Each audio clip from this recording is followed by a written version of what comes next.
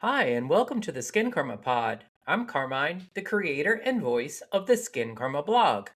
With more than 25 years in beauty as a brand builder, copywriter, and skincare junkie, I'm putting my product wisdom and expertise to work demystifying skincare. On today's episode of the Skincarma Pod, we're stepping away from beauty trends and into something even more powerful: the psychology of the beauty industry itself. My guest is Elyse Conroy, founder of Soul Makeup and creator of Beauty Career Lab. Elyse is an executive coach who works with high performing women navigating leadership, burnout, reinvention, and identity in beauty. She began her career inside corporate beauty at the highest levels before stepping away to build a coaching practice focused on something we don't talk about enough: what the industry does to the people inside it. Perfectionism, ageism, salary compression, founder insecurity, burnout disguised as ambition. The astonishing truth is that beauty is built on perfectionism, and it's quietly breaking the people inside it. I can say from experience that big beauty burned me out too. That burnout was the impetus for me to start my own business, my day job as a brand builder and copywriter. I loved nearly every day of the 7 or so years I worked on Keels, but I left so mentally drained I couldn't even interview for another job. When I gave 3 weeks' notice, I didn't have another job. That was 18 years ago, and I have never once seriously considered going back inside again. The bigger question: if beauty is built on aspiration, what happens to the leaders who are expected to embody it? Today, we're unpacking the emotional architecture of the industry and what reinvention really requires when you step away from corporate identity. So let's do it. Let's welcome Elyse to the pod. Elyse, hi. Hi, thank you so much for having me. I'm so excited to be here. Me too. Oh my God. This is great. Welcome to my living room. I love it. Welcome to my she cave. It really is. For people who can't see it, you're sitting in front of a very glittery red screen. It's my favorite color. Give me all the fuchsia sparkles. Hilarious. Oh my God. Well, welcome to the Skin Karma Pod. I'm super, super honored and excited to have you on. This is going to be such a great conversation. I'm so excited. All right. Before we jump in, I like to I'd like to start the way I usually do, and that's like kind of hearing a little bit of your origin story. Yeah, Where absolutely. where did Elyse happen? I came out of the womb just fabulous, sparkling every step of the way. Oh No, I'm my just God, kidding. that's so crazy. Ditto. We have that in common. Absolutely. Okay, so my whole dream growing up from being a little girl after being bullied as a kid was to make makeup. And I did that for 15 years. It was truly some of the best years of my life. And ironically, my sparkly background here reminds me so much of the first Avon sample that I stole from my mom's makeup drawer that made me feel like I was worth $1 million. And I truly believed that if I could create all these magical products, that I could make women feel good about themselves. But we know that that's unfortunately not how it works. So I had a Right. very unexpected pivot happen after spending so many years working in the beauty industry, doing product development, marketing, all the things. And I was working my dream job at Estee Lauder. And while I was on a business trip to Milan, my dad actually was diagnosed with cancer. So for the first time in my life, I really stepped away and went back to my why of why did I start this in the first place? And it truly all came back to confidence. And after going on my own personal development journey back in starting in 2016, I had really discovered that confidence was something that I had always wanted, but had struggled to create for myself because I was always trying to fix myself from the outside in or wear more makeup or lose more weight or get more accolades and status and job titles and all the things, but I still didn't feel good enough. So when I had stepped away and gone back to my why and really just examined what do I want to do at this point in my life? Like I get to reinvent myself in my mid 30s. And it was such a beautiful opportunity to dig deep into what my purpose was at that point in my life. So in 2019, I launched a business called Soul Makeup. And I went Hmm. all in on helping women in the beauty industry really build confidence from the inside out. And now I work with women and brands in beauty. I host a lot of live events. I host something called Beauty Career Lab, and we focus on how to truly feel confident from the inside out and then transition that into your career. So it's funny because I started off developing products. So I was working in PD. Now I'm still doing PD, but it's people development. So it's just a bit of a different end consumer. Oh, that's so true. Oh my God. That's so true. I'm amazed that you had an aspiration to develop products from a young age. That is, I don't even know. I mean, most of the people I've met who end up in product development started as marketers and they were just kind of like moved into that role. Here, Yeah. figure it out. Yes. I always knew it was something I wanted to do. And my dad used to own a auto body shop. So I was always in his garage. He had hoped for a little boy. And then Mhm. or he'd hoped to not, sorry, have a little boy because he didn't want his little boy in his garage. And then here comes me, the glamorous girl who wanted to play with all the tools. And so I spent a lot of time in his garage mixing paint. And I had come across it was called a Tinkerbell nail polish that you could peel off. And I Okay. don't know what it was about that nail polish. I was like, I want to figure out how to make this. So I would sit in my dad's garage as a little girl while he was working on cars, and I would make paints and I would play with all the putties and I would work with all these different textures. And ironically, when I started working for the nail polish brand Orly, that was something that came up in my job interview because they were like, you don't have any experience in nail polish. I'm like, but I know paint because I would go to all the paint stores. I Ah, would work with all the chameleon pigments, all the, color traveling pigments. And I knew that as a kid, and I just knew that that was where my heart was. And I remember I think I was about 7 years old, I was doing a puzzle of the Rialto Bridge in Italy. And I remember telling my mom, I'm going to go do business here.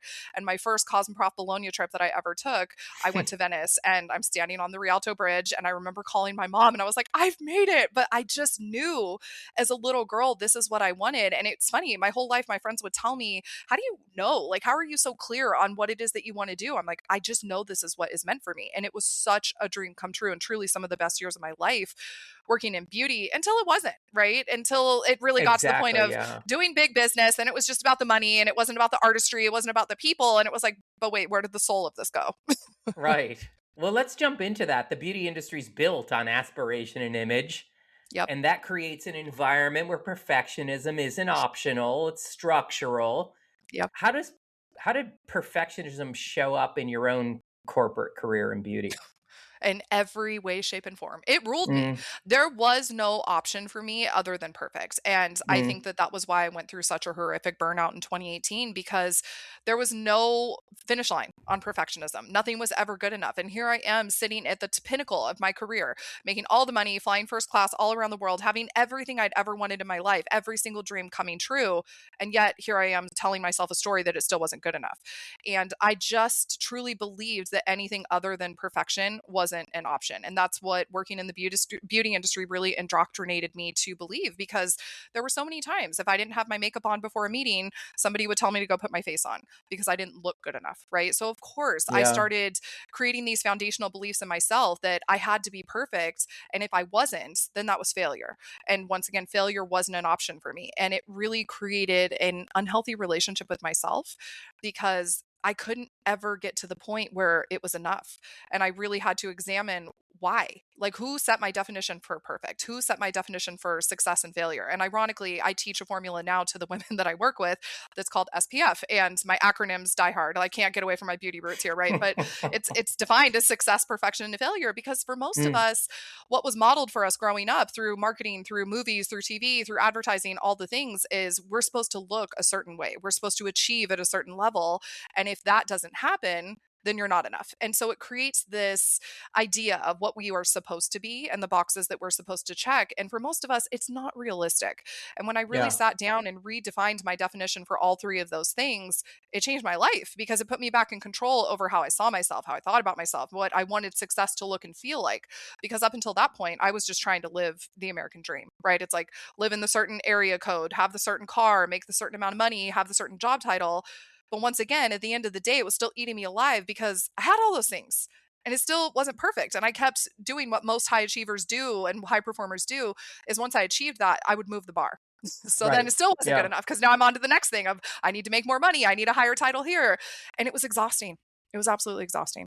yeah. I feel you on that. I left I think I know I've shared with you that I was in-house at L'Oreal for like 7.5 years, and I left mentally exhausted. And I had, like much to you're alluding to, I had a plum job. Yeah. I had the most amazing job on Keels that there was. I was in charge of brand voice and identity.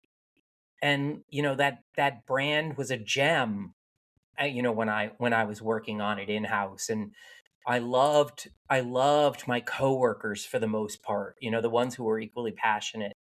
And I just realized one day that I was burnt out and I was done.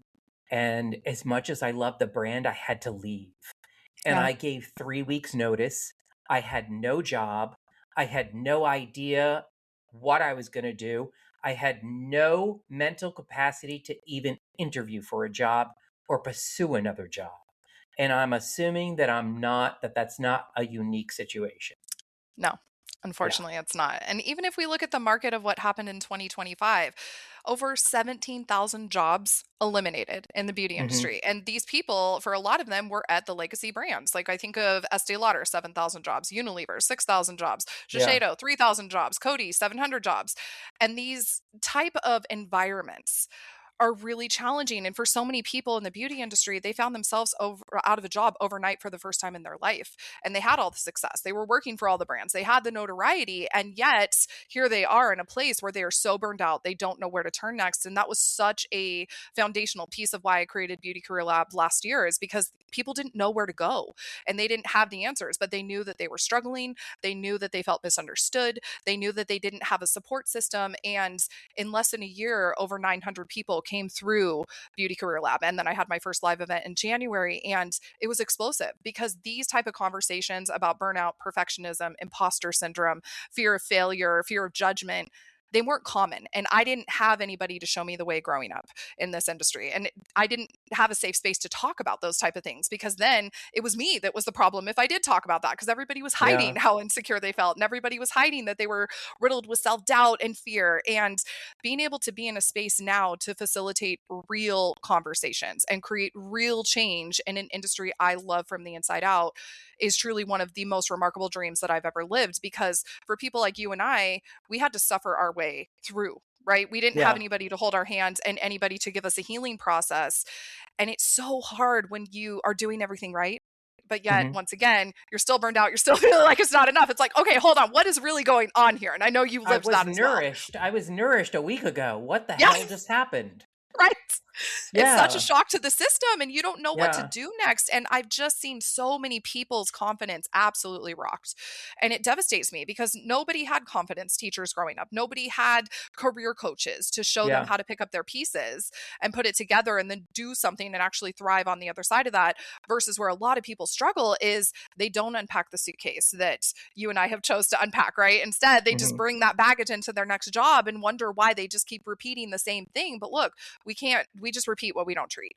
And for me, being able to have that space where you have that hard stop and you actually get to evaluate, like we were having a conversation inside of my group program, which is called Beauty Career Accelerator, this morning. And one of the women was like, my whole entire life, I thought this was just a me issue.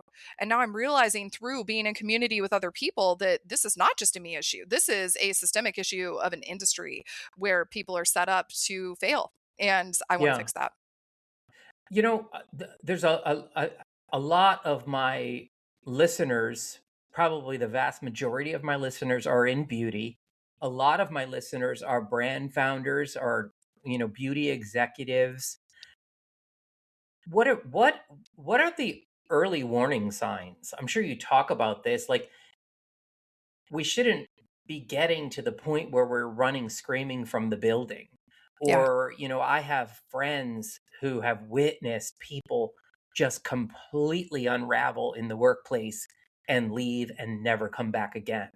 Like, what are the warning signs that you would recognize in yourself? Not, nobody around you is going to stop, and that your colleague is not going to stop and say, geez, what's going on?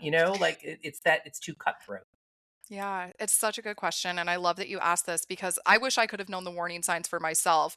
And it's little things to where you start feeling like you're not yourself or you're trying to escape, right? A lot of people will feel what I call the Sunday scaries on Sunday night to where they have this immense Mm, dread about going to mm, work on Monday. And when you feel that, that's a huge indicator. When you're in a space where you're having an amount of exhaustion that no amount of naps can cure, that's something you need to look at. If you are putting yourself last on the list because you're giving everything to your job and you're just feeling absolutely depleted and you look in the mirror and don't recognize yourself, huge indicator. And for me, the way it really started showing up is I started eating my feelings. I was drinking lots of wine because I didn't know how else to unwind after a hard day. And on top of it, I'm working 80 hours a week. I'm flying 100,000 miles a year. There was no time for me to live my life. I felt like I was suffocating. And people would ask me like, "Do you have hobbies?" I'm like, what? I have a career. I have a jobby. It's not something where right. I actually get to enjoy my life because my life is my job.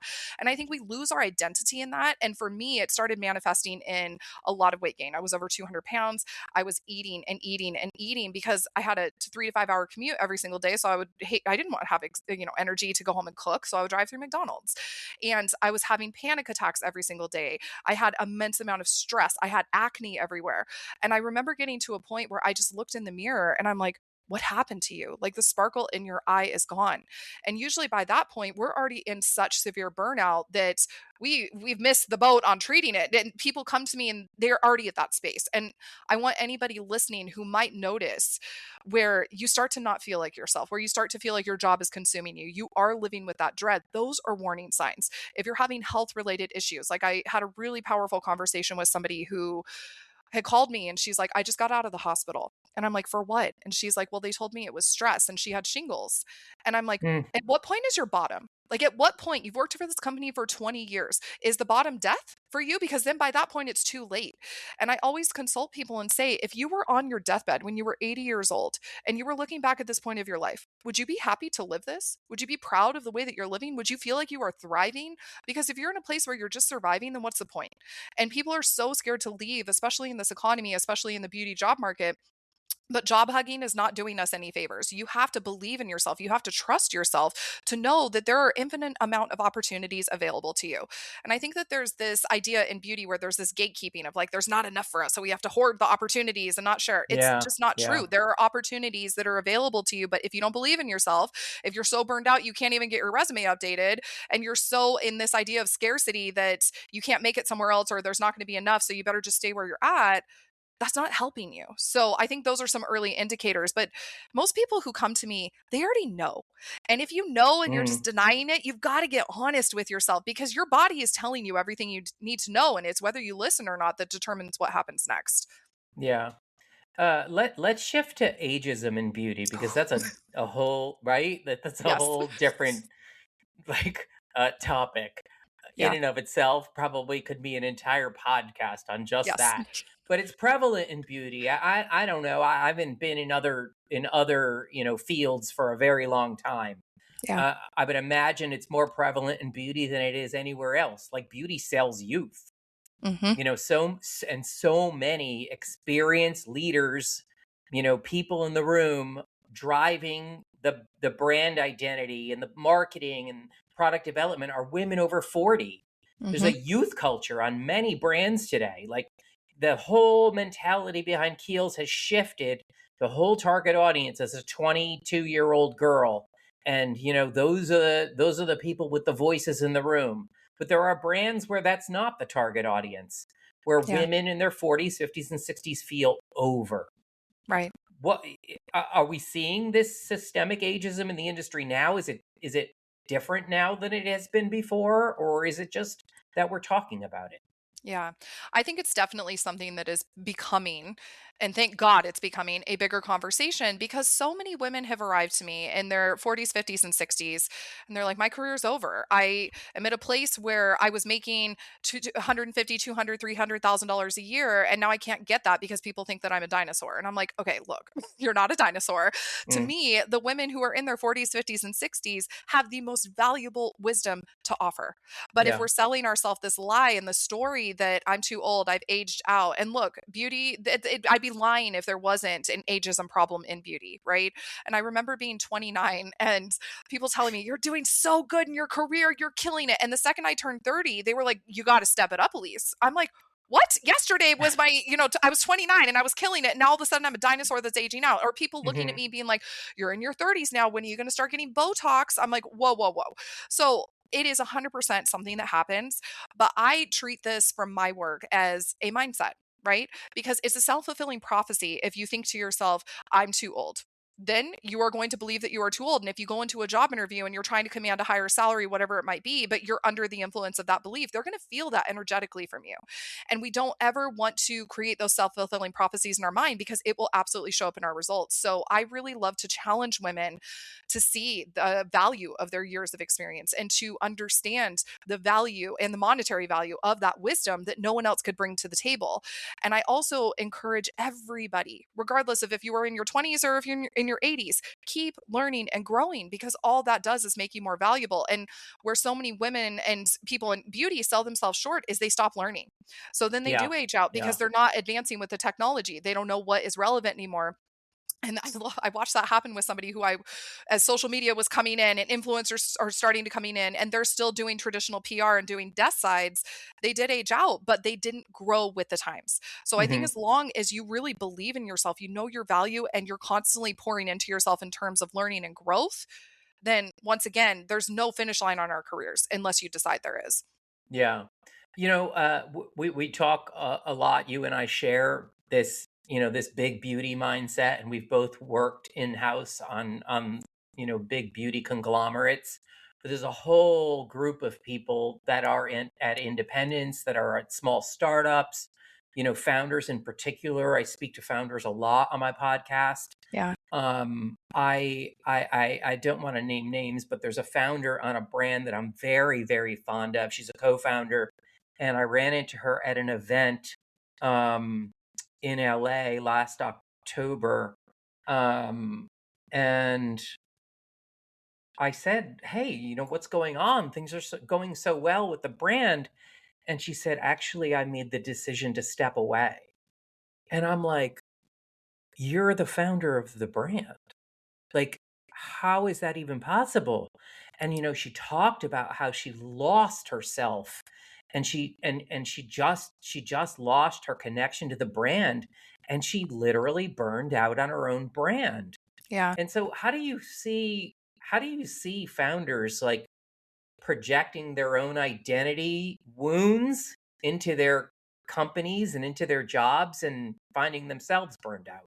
Oh, I love these questions. It's so good because these are the conversations that need to be happening, right? And so when I Yeah. think of where I see so many founders when they get to that place of burnout, they have become their company and there is no separation. So they are whoever their brand is. There is no distinction. There is no life outside of that. And when it becomes an all consuming process where that is what you're living, you're breathing, it's inevitable that you're going to burn out because we have to have a sense of self outside of our work. And I definitely found myself in this place when I was at Estee Lauder. I didn't know who I was without my job title.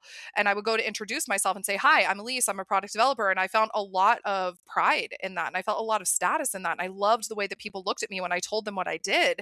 But then when that was not there, and before I started my business, I had no money coming in. And I'm like, well, who the hell am I without all of this? Like, that was my Mm, status. That was my identity. And I really had to put the pieces back together. And it was like building the puzzle of me. And when founders show up to me in that place, especially if they have gone through an exit, especially if they have lost their brand, because a lot of founders in this last 2 years started massive companies. It was doing really good. They had a massive social media following. They got retail distribution. They thought they were in, they thought they had made it. And then they mhm. realized, oh boy, we're in trouble. And when you go through that type of loss where you feel like the dream came true and then all of a sudden it was taken away from you, there's no way that that will not rock you. And I think you've got to make space for the healing work that comes along with that and the identity work that comes along with that because there is value inside of you and that will apply to something else. But once again, if you're not able to see that and you're not able to have the distinction between who you are and what you do, that's where the waters get really muddied. So I always encourage founders beyond your accomplishments, beyond your brand, beyond the dreams that you've achieved. What's there? Who are you aside from that? Because if you can't answer that question, that's where your growth lives. Yeah. Well, before a founder gets to that point where she's burnt out and realizing she needs to cede, the business to a co-founder or to, someone else. What does healthy detachment look like? Yeah. How should a founder be stepping back a bit and maybe giving themselves that space to heal mentally? Yeah, I think so much of it, as cliche as it sounds, it comes to self care, right? And we Mm, all have a different version of what that looks like. And for me, I define self care as whatever it is that recharges your batteries. So it could be breath work, it could be meditation, it could be journaling, it could be going to different community organizations because so many people feel in community and they can self identify in community. But if we're not having fun, if we're not enjoying our life, that is 100% going to spill over because then there's this attachment to my work as my purpose. I've only got to focus on that. But there's then, once again, a shell of what's left and nothing yeah. else outside of that. So I love helping people really bring themselves back to life and create a life based upon how they want to feel.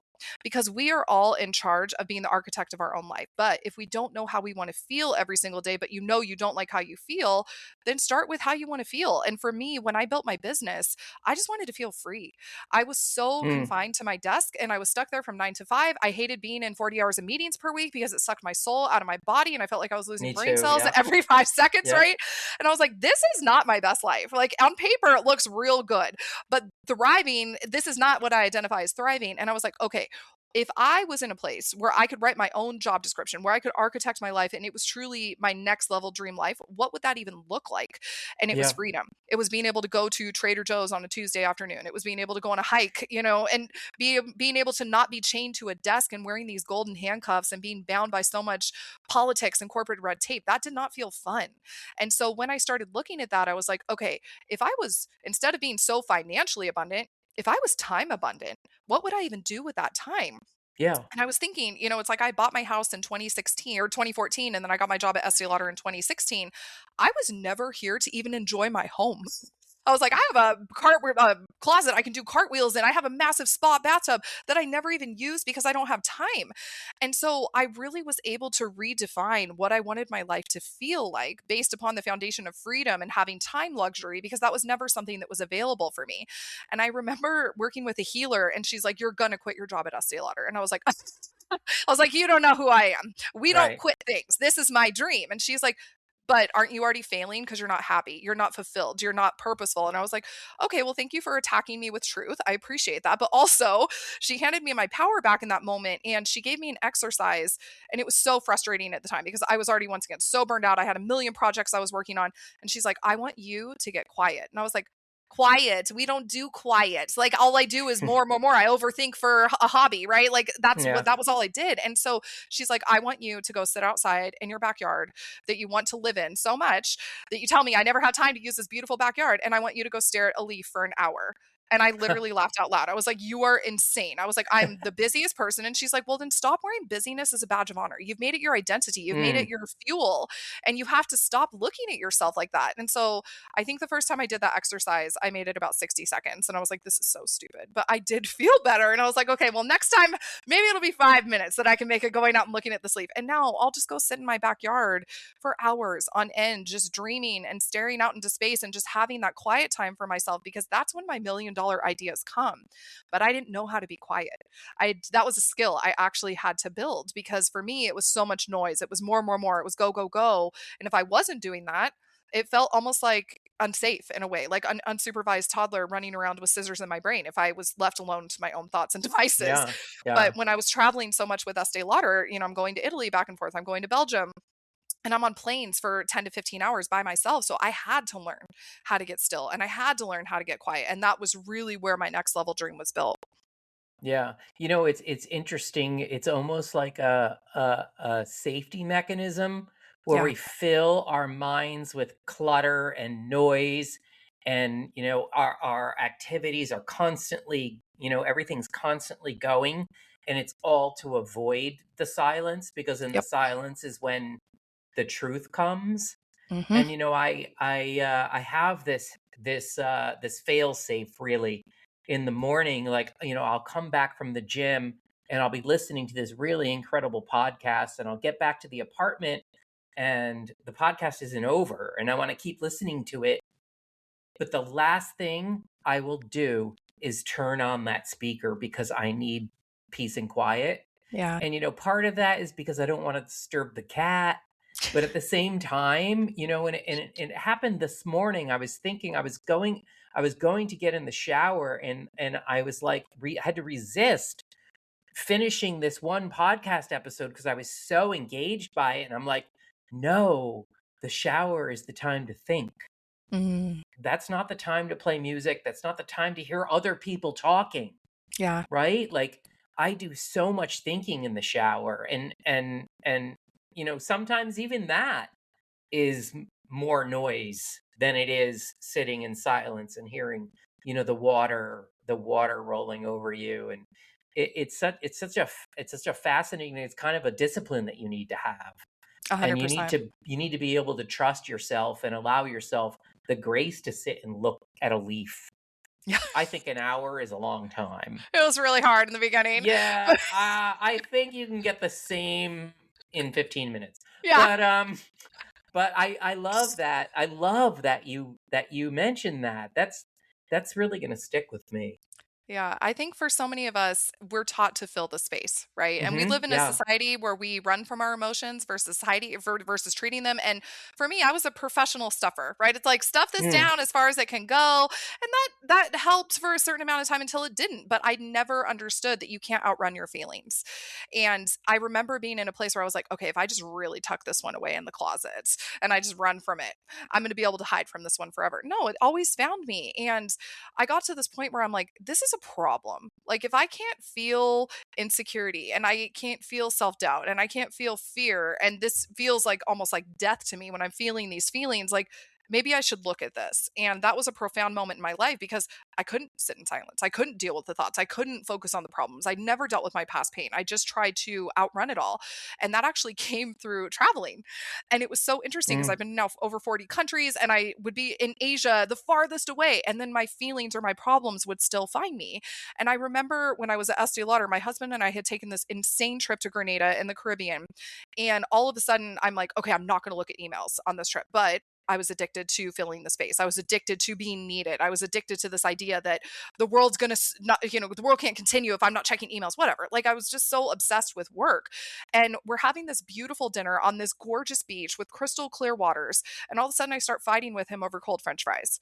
And I was like, is this really about the cold French fries? Because it wasn't. It was about something so much bigger. It was about everything that I had been trying to avoid for most of my life haunting me. And I was like, maybe it's time to unpack that suitcase. And I did. And it was the best work I've ever done on myself. And now that's what I get to do every day with people. And I get to set them free from those confines that they built in our minds, right? Because it all starts with our brain. It all starts with what we think and what we're willing to feel and what we're not willing to feel, which for most of us is everything. So yeah.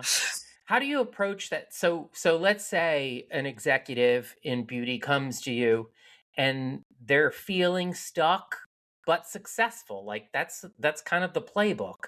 yeah. What's the first, internal question you tell them they should ask themselves? Yeah, my favorite question is why, right? Mm, Because if we can't get to the root of why the thing is happening, why you're thinking that, why you're doing that, why you're staying in this place, why you believe this, whatever it might be, we can't bring it up. And most people will answer, I don't know.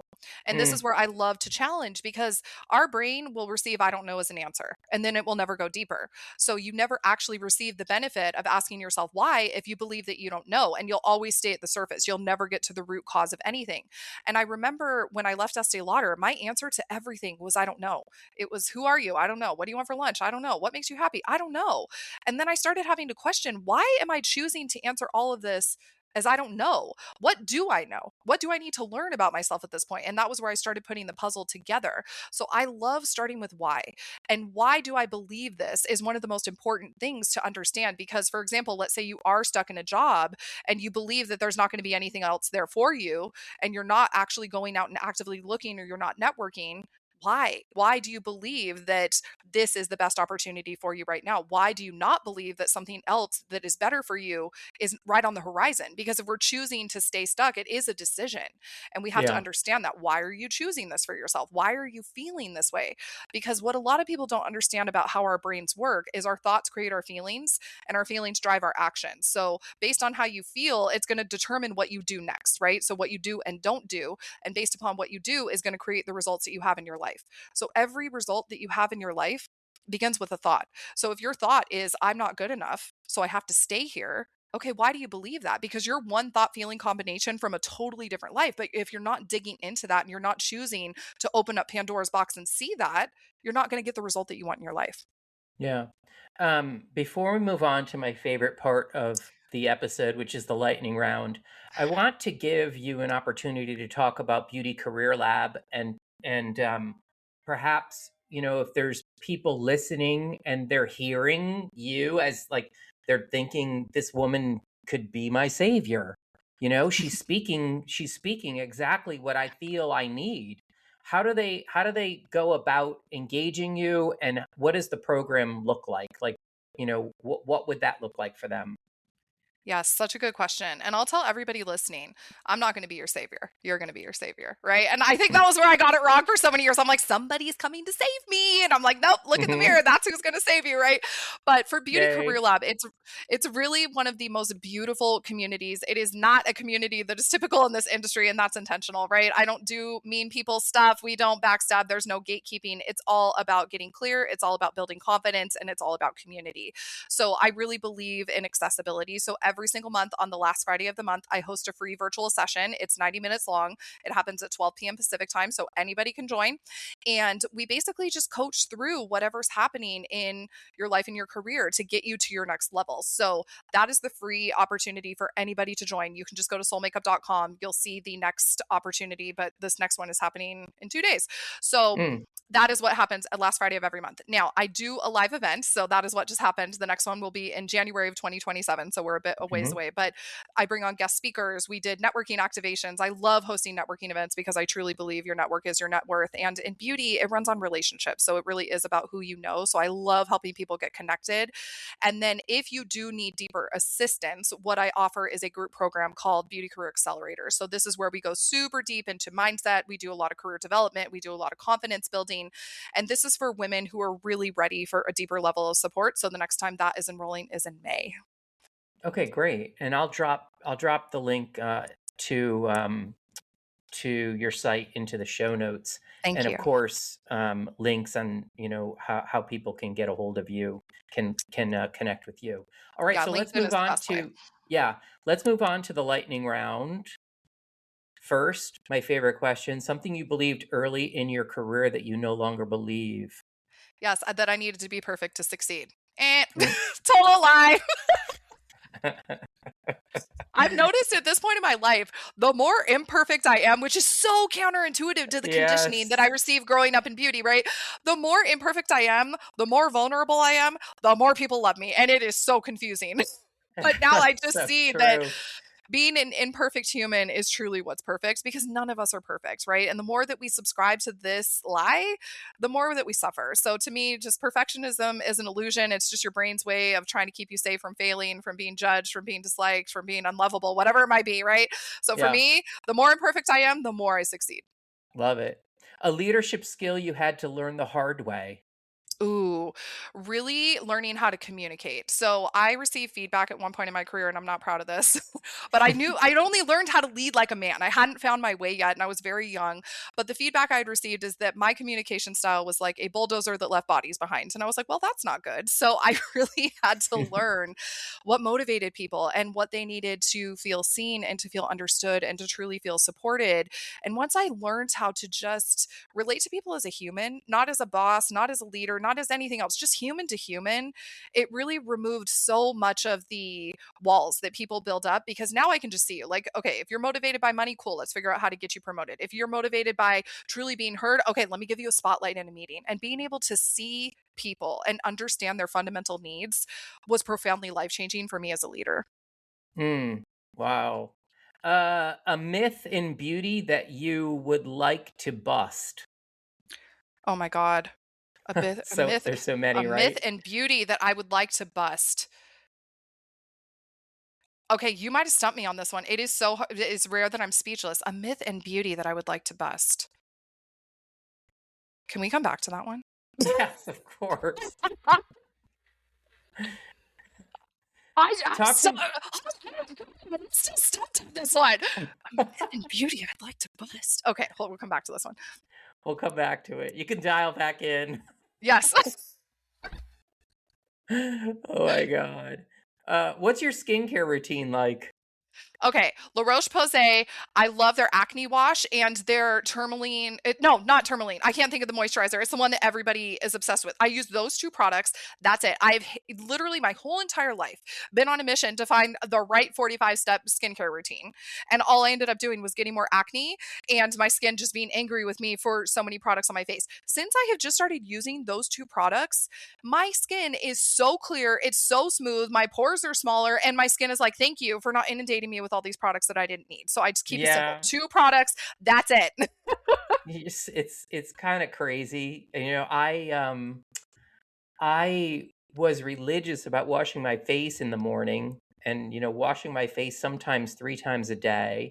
Oh my God. Um, I know, but it was fine. Like it didn't for some reason disrupt my skin. I don't. I have very balanced skin, and I host estheticians quite often on the podcast.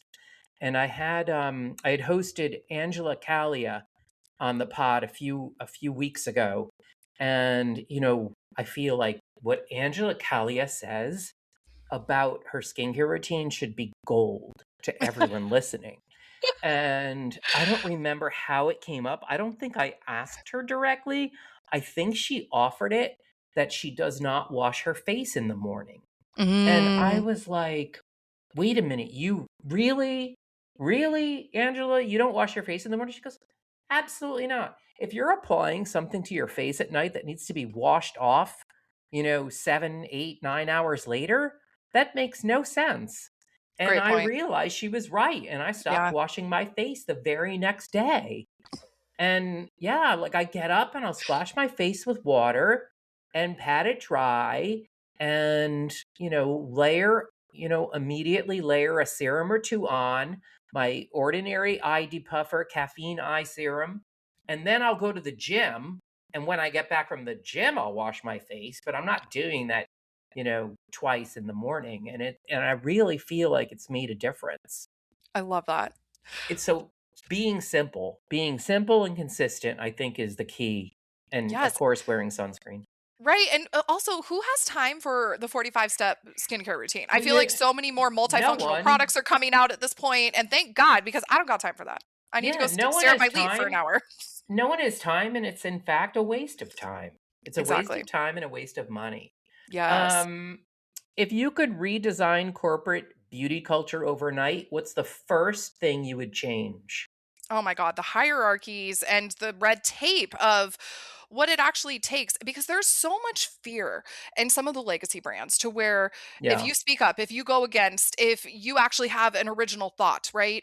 That can be crucified, and it's paralyzing for your nervous system, especially when you are in a meeting or if you're on an email where there's hundreds of people watching, right? It's such a challenging place to be and a challenging place to thrive. So I think reintroducing safety into the workplace and really building foundations within corporations of trust and allowing people to actually say things without fear of retaliation or being used against you. I just think that so many people feel unsafe to be themselves. So many people feel unsafe to speak their truth because you're indoctrinated not to. And I hate that. yeah, and so many people are now, people who are still employed and survived the layoffs. Yeah. Like I think about those people and how terrified they must be. Like Yeah. just toe the line because you could be next. I Right. mean, they got rid of 14 people on the floor alone or in my Right. department, right? Yeah. And when that's such a hard place to be, because think about how it feels to go unsafe to work, or to feel unsafe at work every single day. And I think about Yeah, something Brene Brown said when she was talking about organizations and corporations. And she said, if shame is within the walls of your organization, you're done for.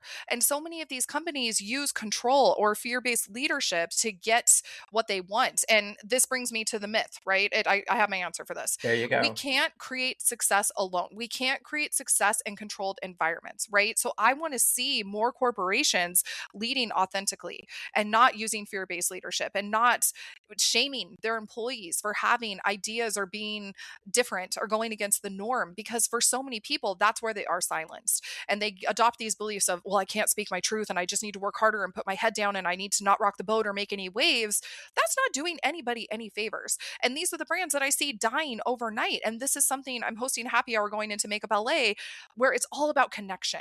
Right? Because we can't create success alone. And if you think about doing business, does it feel fun to do business in environments where you're scared to go to work every day, where you don't trust your teams, where people are backstabbing each other to get ahead and living in this devil wears Prada-esque environment? No, nobody wants to do business like that. And if they do, that's not where I want to do business, right? It's so I think that being in a space where you can have true leadership based upon the foundation of trust and unification, that's what I would love to see beauty change. It's a huge passion of mine to try to reintroduce trust into organizations.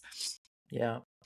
One last question, and then I'll let you get on with your day and inspiring people. Finish this sentence. Reinvention feels like. A daily opportunity. I look at Oh, every single day as an opportunity to reinvent myself, right? And if I don't like who I was today, yesterday, then cool. Tomorrow's a different opportunity to change that. So I get to be whoever I want to be, whatever I want to be at any given point. And I think we get so locked into this belief that I am this person. Okay, well, if you don't like that part of you, once again, going back to what we said earlier, you can change that. hmm Everything is adaptable. And somebody just asked me a really powerful question because I lost my mom last week and she mm, passed away on Wednesday. And somebody was like, "Who are you on the other side of this?" And I'm like, "I'm becoming." Because I don't know yet, but I know that I'm becoming something remarkable because I am reinventing myself in this moment. And it's such a beautiful opportunity that every single day we have that chance.